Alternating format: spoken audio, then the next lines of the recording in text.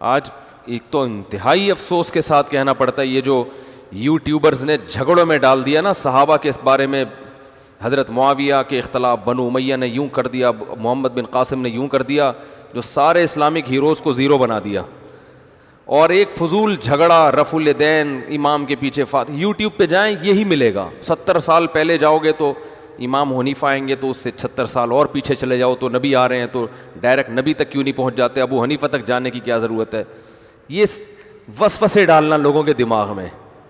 او بھائی ابو حنیفہ تک جو جا رہا ہے وہ بھی نماز سیکھنے کے لیے کہ نبی کی نماز کو انہوں نے ہم سے زیادہ سمجھا ہوگا.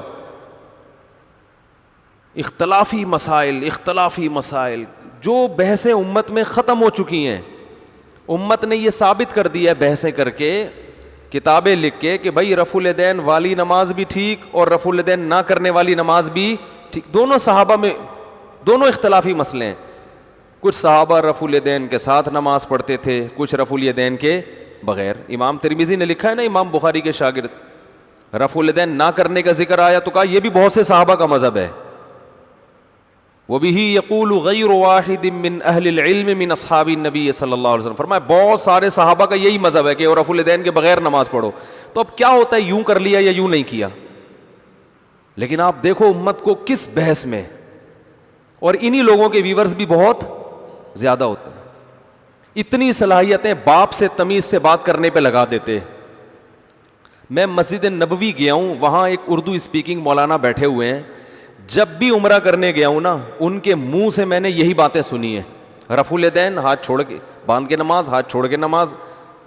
کسی نے ان سے پوچھا کہ ہاتھ چھوڑ کے نماز پڑھنا کیسا ہے، انہوں نے کہا بدعت.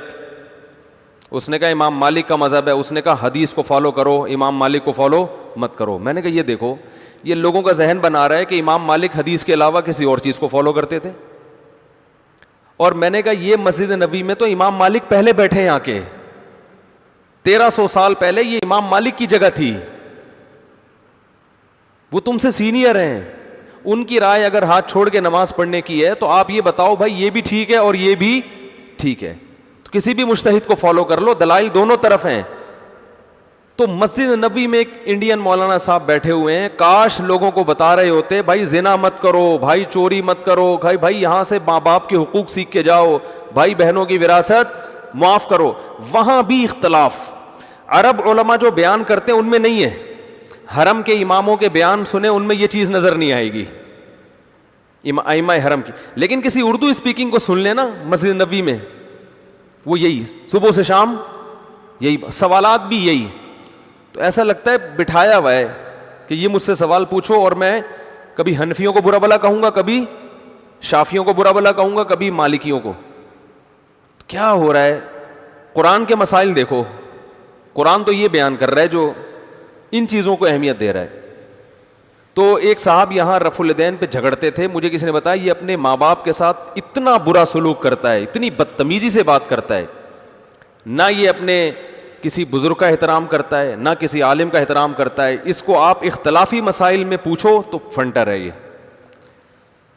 تو یہ لوگ ہمیں قرآن و سنت کے اصل احکام سے دور کر رہے ہیں.